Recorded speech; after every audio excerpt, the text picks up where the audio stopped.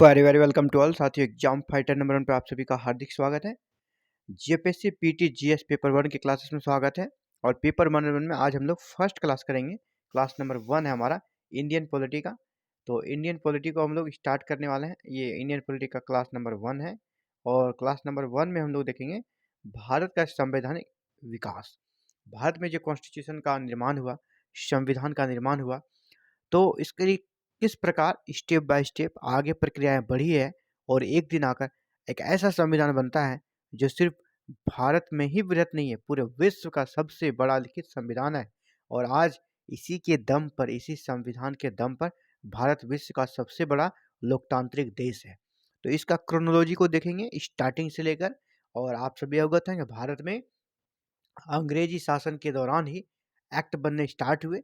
तो British east India company का आगमन होता है और ब्रिटिश ईस्ट इंडिया कंपनी को किस प्रकार भारत में रेगुलेट किया जाएगा, इसको किस प्रकार व्यवस्थित रूप दिया जाएगा, इन सभी के लिए अंग्रेजों द्वारा ब्रिटेन में कानून बनता था और वही कानून आके यहाँ पर लागू होता था।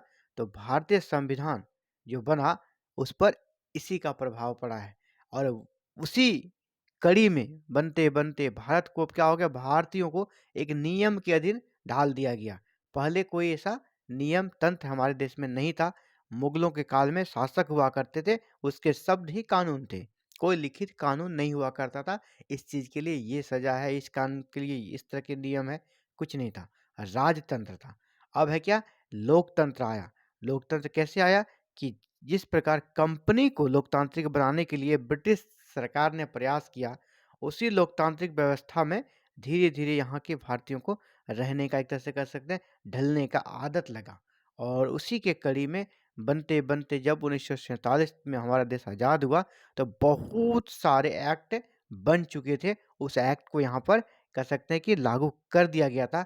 और इसी के तहत जब भारत आज़ाद हुआ तो भारतीयों ने भी उन सब अच्छी अच्छी जो बातें थी एक्ट में, उन्हें अपने संविधान में शामिल किया। इसके अलावा विश्व के अलग अलग देशों के संविधान का अध्ययन किया संविधान सभा के समितियों ने। और उसके बाद भारत का एक संविधान बना, इंडियन कॉन्स्टिट्यूशन बना।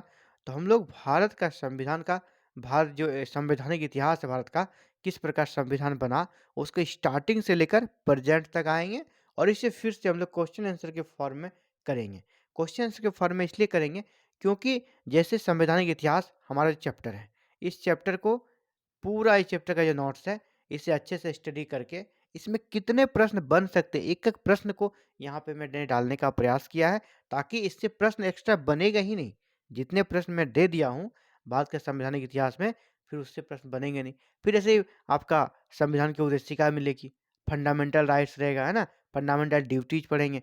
तो जितने प्रश्न बन सकते थे उन सभी प्रश्नों को ही कर लेना, इससे कम समय में तैयारी अच्छी होगी और क्वेश्चन आंसर के फॉर्मेट रहेगी। तो आपको एग्जाम में भी कोई भी परेशानी नहीं होने वाली। चलिए आज के क्लास नंबर 1 को स्टार्ट करते हैं। इंडियन पॉलिटी, भारतीय संविधान में पहला टॉपिक रहेगा भारत का संवैधानिक इतिहास। और परीक्षा के दृष्टि से इंपॉर्टेंट टॉपिक को हम लोग डन करते हैं। स्टार्ट। पहला, भारत में ईस्ट इंडिया कंपनी का स्थापना किस चार्टर एक्ट के तहत किया गया? भारत में ईस्ट इंडिया कंपनी की स्थापना किस चार्टर एक्ट के द्वारा किया गया?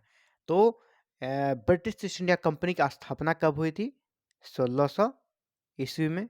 कहाँ हुई थी? लंदन में, है ना, लंदन में हुई थी। तो वहीं पर एक चार्टर वहाँ की महारानी के द्वारा बनाया गया था, जिस चार्टर का नाम था 1600 ईस्वी के चार्टर एक्ट। तो ब्रिटिश ईस्ट इंडिया कंपनी की स्थापना हुई किस चार्टर से? 1600 ईस्वी से। और यहीं से कह सकते हैं भारतीय संविधान का कनेक्शन है। इंडियन कॉन्स्टिट्यूशन का कनेक्शन कहाँ से शुरू हो गया? अब लंदन से। अब देखिए लंदन में एक्ट बनने लगे और वही एक्ट आके कंपनी पर, यहाँ पर इंडिया में लागू होने लगा। और कंपनी भारतीयों पर शासन करती थी और कंपनी पर शासन कौन करती थी? ब्रिटेन। तो इस प्रकार एक तरह से लिंक हो गया। उसी लिंक को हम लोग समझेंगे, उसी क्रोनोलॉजी को समझेंगे, तभी धीरे धीरे हम भारतीय संविधान को समझ पाएंगे। और जब भारतीय संविधान को पढ़ेंगे तो देखेंगे कि कैसे बिल्कुल जो काम लंदन की संसद किया करती थी, लंदन से जो एक्ट पारित होते थे, आज बहुत सारे, है ना, आज लगभग 70% उस प्रकार के एक्ट हमारे संविधान में आज भी है। क्योंकि अच्छी चीज़ें कहीं से भी अगर है तो उसे एक्सेप्ट करना चाहिए। तो वही किया गया है भारतीय संविधान में। तो ब्रिटिश ईस्ट इंडिया कंपनी की स्थापना किस चार्टर एक्ट के तहत किया गया था? 1600 ईस्वी के चार्टर एक्ट के तहत किया गया था। नेक्स्ट, ईस्ट इंडिया कंपनी ने भारत में अपना कार्य कहाँ से प्रारंभ किया? ईस्ट इंडिया कंपनी जब भारत आई, इन्होंने भारत में अपना कार्य कहाँ से प्रारंभ किया? सबसे पहले उन्होंने कोठी कहाँ बनाई थी? सूरत में। गुजरात के सूरत से उन्होंने कार्य अपना आरंभ किया। नेक्स्ट, आंग्ल भारतीय विधि संहिताओं के निर्माण एवं विकास की नींव कहाँ से प्रारंभ होती है? जी हाँ, आंग्ल भारतीय, आंग्ल मतलब हो गया अंग्रेज, इधर भारतीय मतलब अंग्रेज और भारतीय विधि संहिताओं मैंने कानून के संहिता मतलब कानूनी ग्रंथ का निर्माण एवं विकास की नींव, नींव कहाँ से पड़ी? लंदन से पड़ी। और कब से पड़ी? तो 1600 ईस्वी के चार्टर एक्ट के, क्योंकि ये पहला एक्ट था जिसे भारत में लागू किया गया था। तो 1600 ईस्वी के चार्टर एक्ट से भारतीय संविधान संहिताओं का निर्माण एवं विकास की नींव पड़ी। लंदन के इंग्लैंड स्थित कंपनी के बोर्ड ऑफ डायरेक्टर्स, इंग्लैंड में कंपनी जो होता है ब्रिटिश ईस्ट इंडिया कंपनी, इसके बोर्ड ऑफ डायरेक्टर्स हुआ करते थे कंपनी पर रेगुलेट करने के लिए। का विधि निर्माण का अधिकार किस राजलेख द्वारा गवर्नर एवं उसकी परिषद के सदस्यों को दे दिया गया? यानी पहले जो एक्ट बनते थे ब्रिटिश ईस्ट इंडिया कंपनी पर नियंत्रण के लिए, वो कहाँ से बनते थे? इंग्लैंड स्थित, है ना, इंग्लैंड लंदन स्थित बोर्ड ऑफ डायरेक्टर्स बनाते थे। जो कंपनी के बोर्ड ऑफ डायरेक्टर्स थे वो एक्ट बनाते थे और फिर कंपनी पे लागू करते थे। लेकिन अब क्या कर दिया? अब क्या कि नहीं, वो नहीं बनाएंगे। जो यहाँ कंपनी का गवर्नर है, ब्रिटिश इंडिया कंपनी के जो गवर्नर है, उनके परिषद में 3 से 4 लोग हुआ करते थे। गवर्नर प्लस वो जो परिषद में, गवर्नर प्लस परिषद में जो 4 लोग हैं, ये मिलकर, जो कि ये लोग कहाँ रह रहे हैं? ये लोग इंडिया में, ये लोग इंडिया में रहते हैं। अब ये लोग एक्ट बनाएंगे और उसे कंपनी पर लागू किया जाएगा। पहले लंदन से बनकर आता था, अब कर दिया गवर्नर जनरल और उसके परिषद को ये अधिकार दे दिया कि आप एक्ट बनाएं। तो ऐसा कब किया गया? 1726 के चार्टर द्वारा, 1726 के चार्टर एक्ट के द्वारा ऐसा किया गया। चलिए आगे बढ़ते हैं। किस अधिनियम द्वारा कंपनी में गवर्नर जनरल का पद सृजित किया गया? पहले यहाँ पे गवर्नर का पद हुआ करता था। पहले क्या होता था? गवर्नर। अब यहाँ पर क्या दिया? गवर्नर जनरल, यानी पद को बड़ा कर दिया, उसके अधिकार को बड़ा कर दिया। गवर्नर की जगह क्या हो गया? अब गवर्नर जनरल। तो गवर्नर जनरल के पद का सृजन कब किया गया? 1773 के रेगुलेटिंग एक्ट, 1773 के रेगुलेटिंग एक्ट के तहत अब गवर्नर जनरल का पद क्रिएट किया गया इंडिया में। और पहले गवर्नर जनरल कौन बने? Warren Hastings. भारत के पहले गवर्नर जनरल कौन बने? Warren Hastings. Governor general Warren Hastings के 4 सदस्यीय परिषद में कौन कौन पार्षद थे, है ना? जैसा मैंने कहा, गवर्नर हुआ करते थे और उसके साथ परिषद हुआ करती थी। उनको काम में मदद करने के लिए, उनको सलाह देने के लिए एक परिषद हुआ करती थी। तो वारेन हेस्टिंग्स जब यहाँ पर गवर्नर जनरल बने थे, उसमें उसके परिषद में 4 कौन-कौन लोग थे? ये इसलिए इम्पोर्टेंट होता है ना कि गाँव जो वारेन हेस्टिंग्स जब गवर्नर जनरल थे, उनका उसके पार्षदों से बनता नहीं था। उनके साथ उसका हमेशा टसन चलता था ना। तो इसमें चारों का नाम याद रखना है। फिलिप फ्रांसिस, क्लूवेरिंग, मॉनसन, वर्नेल। फिलिप फ्रांसिस, क्लूवेरिंग, मॉनसन और वर्नेल इसके परिषद के 4 सदस्य थे वारेन हेस्टिंग्स के। नेक्स्ट, गवर्नर जनरल तथा उसकी परिषद किसके प्रति उत्तरदायी थी? गवर्नर जनरल और उसकी परिषद को एक्ट बनाने का अधिकार दे दिया गया था, लेकिन उत्तरदायी भी इसे बनाया गया था। ऐसा नहीं कि ये फ्रीडम था, इन्हें आज़ादी था, नहीं, इसको रिस्पॉन्सिबल भी बनाया गया था। तो किसके प्रति? इंग्लैंड स्थित बोर्ड ऑफ डायरेक्टर। जैसा पहले एक्ट तो यही बनाती थी इंग्लैंड स्थित जो डायरेक्टर बोर्ड ऑफ डायरेक्टर्स है। अब इसके एक्ट बनाने के अधिकार को गवर्नर जनरल को दे दिया गया था, लेकिन ऐसा नहीं कि इसे पूरी तरह फ्रीडम खुला छोड़ दिया गया था, नहीं। उनके प्रति उसको रिस्पॉन्सिबल भी बनाया गया था, उत्तरदायी बनाया गया था। नेक्स्ट, ईस्ट इंडिया कंपनी की प्रबंधन शक्ति किसमें विहित थी? ईस्ट इंडिया का जो प्रबंधन समिति था, प्रबंधन करना है, सब जो मैनेजमेंट करना है, ये किसमें विहित थी? तो गवर्नर जनरल में थी और उसके 4 सदस्यीय परिषद, यहाँ 4 होगा, 24 नहीं, 4 सदस्यीय परिषद, गवर्नर जनरल और उसके 4 सदस्यीय परिषद में उसको मैनेजमेंट करने की शक्ति निहित थी। कलकत्ता में उच्चतम न्यायालय की स्थापना किस अधिनियम के द्वारा किया गया? कलकत्ता में है ना, उच्चतम न्यायालय, सुप्रीम कोर्ट। अभी सुप्रीम कोर्ट कहाँ हमारा? दिल्ली में। लेकिन पहले ये दिल्ली में नहीं था। पहले सुप्रीम कोर्ट की स्थापना कहाँ हुई थी? कलकत्ता में। सुप्रीम कोर्ट की स्थापना पहले कहाँ हुई थी? कलकत्ता में। तो किस एक्ट के तहत हुई थी? 1773 के रेगुलेटिंग एक्ट के तहत भारत में पहली सुप्रीम कोर्ट की स्थापना कलकत्ता में हुई। और आगे बढ़ते हैं। उच्चतम न्यायालय जो बना कलकत्ता में, इसमें कितने न्यायाधीश थे? जब बना तो कितने न्यायाधीश का प्रावधान किया गया था? मुख्य न्यायाधीश के साथ 4 न्यायाधीश, है ना। तो 4 सदस्य थे, मतलब एक हो गया मुख्य न्यायाधीश प्लस 4 अन्य न्यायाधीश, टोटल 5 न्यायाधीश का प्रावधान किया था कलकत्ता के उच्चतम न्यायालय में। जिसमें पहले मुख्य न्यायाधीश कौन बने? सर एलिजा इम्पे भारत के सुप्रीम कोर्ट के पहले मुख्य न्यायाधीश बने। इसके अलावा 4 अन्य न्यायाधीश थे, टोटल 5 का प्रोविजन किया गया था इस एक्ट के तहत। चलिए, बंगाल का प्रथम गवर्नर जनरल कौन था? जैसा मैंने कहा कि 1773 के रेगुलेटिंग एक्ट के तहत भारत में गवर्नर जनरल का पद क्रिएट किया गया और उसी समय वारन हेस्टिंग्स बंगाल के गवर्नर जनरल बनाए गए। तो बंगाल का प्रथम गवर्नर जनरल कौन था? Warren Hastings. रेगुलेटिंग एक्ट 1773 के तहत कोलकाता में उच्चतम न्यायालय की स्थापना कब की गई? रेगुलेटिंग एक्ट 1773 के तहत सुप्रीम कोर्ट की स्थापना हुई, कहाँ हुई? कलकत्ता में। लेकिन ये एक्ट बना 1773 में और सुप्रीम कोर्ट की स्थापना कब हुई? 1774 में, 1774 में। ईस्ट इंडिया कंपनी पर संसदीय नियंत्रण का प्रथम प्रयास किस अधिनियम द्वारा किया गया? ईस्ट इंडिया कंपनी पर प्रथम कह सकते हैं संसदीय नियंत्रण, है ना, संसद। अब किसका नियंत्रण? ब्रिटिश कंपनी जो थी ईस्ट इंडिया कंपनी, वो कंपनी के बोर्ड ऑफ डायरेक्टर्स, कंपनी के गवर्नर जनरल, ये सारे रूल्स बनाती थी, अपने कार्यों को अंजाम देती थी। लेकिन अब पहली बार अब ब्रिटेन की संसद ने इंटरफेयर किया, क्योंकि बहुत ज़्यादा वहाँ पे कह सकते करप्शन बढ़ गया था, ईस्ट इंडिया कंपनी के द्वारा बढ़ा दिया गया था और इसकी शिकायत ब्रिटेन की सरकार को भी पहुंची।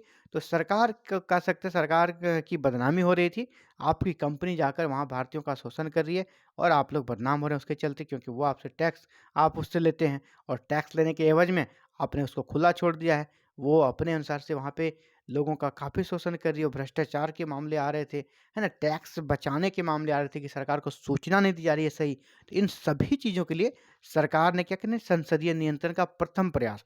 अब ब्रिटिश ईस्ट इंडिया कंपनी पर किसका नियंत्रण? ब्रिटेन की संसद का, कैसे सरकार ने उस पर कंट्रोल करना आरंभ किया। वहाँ के संसद ने, वहाँ के पार्लियामेंट ने इस ब्रिटिश ईस्ट इंडिया कंपनी पर कंट्रोल करने का जो पहला प्रयास किया वह रेगुलेटिंग एक्ट 1773 के तहत ही कर लिया गया था।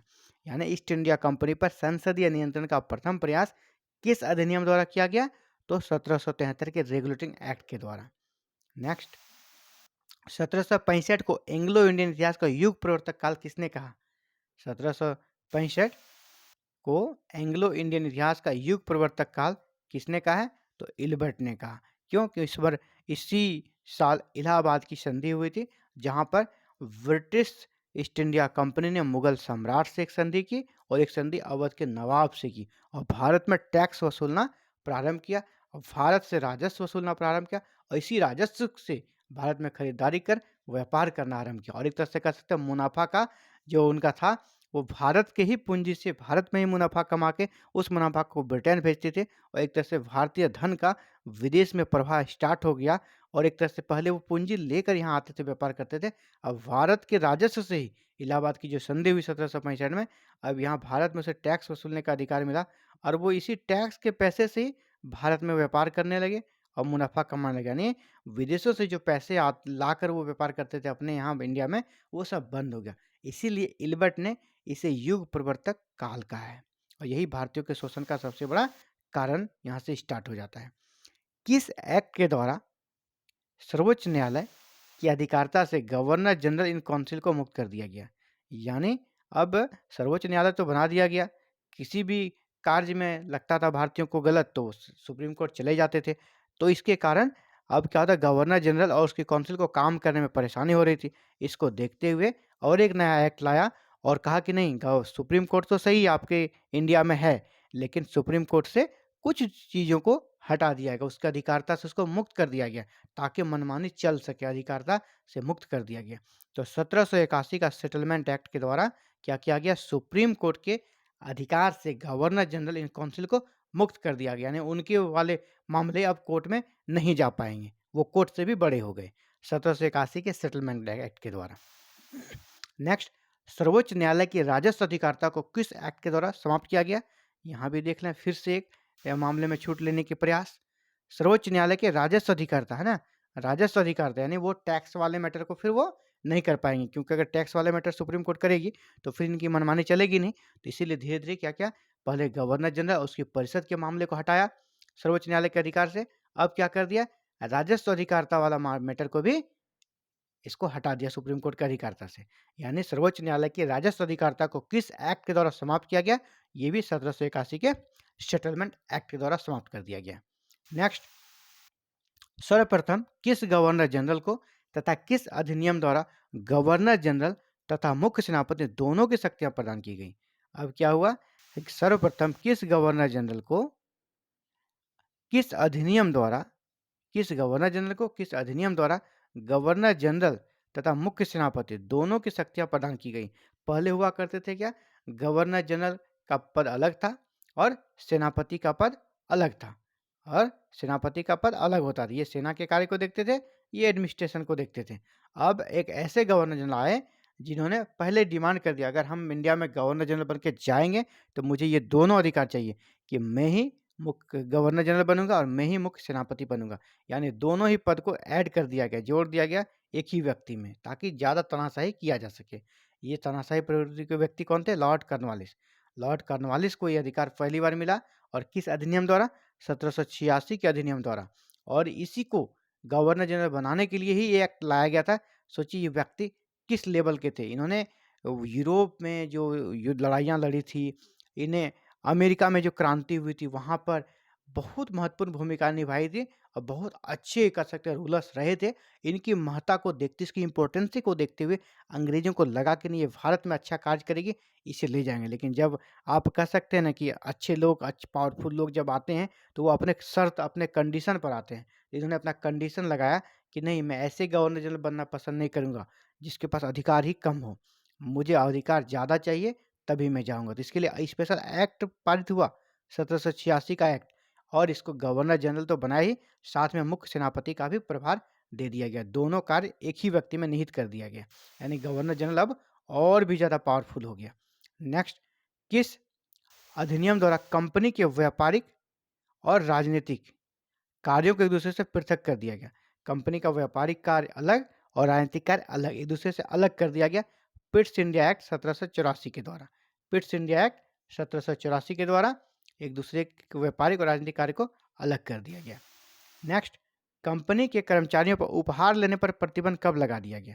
उपहार लेने पर बैन लगा दिया, क्योंकि गिफ्ट के नाम पर ये करप्शन कर रहे थे। कंपनी के अधिकारी भारतीयों का शोषण करते थे और उनसे पैसे वसूलते थे, उनसे बहुत सारे कह सकते हैं कि सामान लेते थे, और जो वो ये था करप्शन था वो। लेकिन जब वो पकड़े जाते थे, कहा जाता तो गिफ्ट दिया है हमको, जैसे आज भी होता है ना, आज भी करप्शन के नाम पर गिफ्ट दिया जाता है। किसी से कुछ काम कराना हो, किसी अधिकारी से, उसके घर में ले जाके आपने कुछ गिफ्ट पहुंचा दिया है ना, ऐसी पहुंचा दिया। बड़े बड़े अब आपने उसके घर पैकेट पहुंचा रहे हैं, तो ये दोस्ताना संबंध है, गिफ्ट दे रहे हैं। वही उस समय भी चल रहा था, है ना, गिफ्ट के नाम पर करप्शन को बढ़ावा दिया जा रहा था ब्रिटिश ईस्ट इंडिया कंपनी के। तो सीधे वहाँ की एक्ट बनाकर ये कहा कि नहीं, आप गिफ्ट भारतीय से नहीं ले सकते हैं। उपहार लेने पर बैन लगा दिया 1784 के पिट्स इंडिया एक्ट के द्वारा। नेक्स्ट, नियंत्रक मंडल यानी बोर्ड ऑफ कंट्रोल, नियंत्रक मंडल बोर्ड ऑफ कंट्रोल के सदस्यों को भारतीय राजस्व वेतन देने का प्रावधान किस अधिनियम के तहत किया गया? पहले जो उनके अधिकारी हुआ करते थे, ये बोर्ड ऑफ डायरेक्टर्स के, बोर्ड ऑफ कंट्रोल के, उनको वेतन कहाँ देता था? ब्रिटेन से आता था उनके लिए पैसे, उनको ब्रिटेन में वेतन दिया जाता था अपने पैसे से। अब कहा नहीं, भारत में जो राजस्व वसूला जाएगा, भारत में जो टैक्स वसूला जाएगा, इसी टैक्स से अब उनको वेतन देना है ना। टैक्स यानी भारत में काम करेंगे और भारत से जो टैक्स वसूला जाएगा उसी से उसको वेतन दिया जाएगा। ऐसा किया गया 1793 के चार्टर एक्ट के तहत, 1793 के चार्टर एक्ट के तहत ऐसा किया गया। यानी शोषण का कह सकते कि नया नया तरीका वो लोग ढूंढते रहते थे, किस प्रकार उसका पूंजी नहीं लगे और भारत के कमाए पूंजी से ही भारत में व्यापार चलाया जाए। ईसाई मिशनरियों को भारत में धर्म प्रचार की अनुमति किस चार्टर एक्ट के द्वारा दिया गया, किस राजलेख के द्वारा दिया गया? ईसाई मिशनरियों को भारत में कहा कि आप धर्म प्रचार कर सकते हैं। तो ये 1813 का चार्टर एक्ट के तहत ईसाई मिशनरियों को भारत में धर्म प्रचार करने का खुला अनुमति मिल गया। कंपनी के भारत में व्यापार के एकाधिकार को किस राजलेख द्वारा समाप्त कर दिया गया? कंपनी का भारत में व्यापार का एकाधिकार था, है ना, कंपनी ही व्यापार करेगी सभी चीज़ों पर, लेकिन किस राजलेख द्वारा, किस चार्टर एक्ट के द्वारा ये समाप्त कर दिया गया? 1813 के चार्टर एक्ट के द्वारा ये समाप्त कर दिया गया, लेकिन पूर्णतः नहीं समाप्त किया गया था। दो चीज़ों पर, चाय और चीन के साथ व्यापार, चाय का व्यापार और चीन के साथ व्यापार पर कंपनी का एकाधिकार बना रहा। ये भी पूछा जाता है कि कंपनी का व्यापारिक एकाधिकार 1813 के चार्टर एक्ट के द्वारा समाप्त कर दिया गया, लेकिन किन दो क्षेत्रों में उनका व्यापारिक अधिकार बना रहा? तो ये दो क्षेत्र कौन थे? चाय के साथ व्यापार और चीन के साथ व्यापार। नेक्स्ट, 1813 के राजलेख यानी चार्टर एक्ट के द्वारा भारतीयों की शिक्षा पर व्यय के लिए कितनी राशि नियत की गई? ये देखिए, भारतीयों को भी शिक्षित करना है, इस पर भी उन्होंने सोचा, और भारतीयों की शिक्षा पर कितने रुपए का प्रावधान किया गया इस एक्ट के तहत? 1 लाख रुपये प्रति वर्ष, है ना। 1813 के चार्टर एक्ट के द्वारा भारतीयों की शिक्षा पर व्यय के लिए कितनी राशि नियत की गई थी? 1 लाख रुपये पर ईयर, 1 लाख रुपये पर ईयर खर्च करने का प्रावधान किया गया था। नेक्स्ट, भारत में आकर बसने और व्यापार करने के लिए आने वाले अंग्रेजों को लाइसेंस देना किस राजलेख द्वारा अनिवार्य कर दिया गया?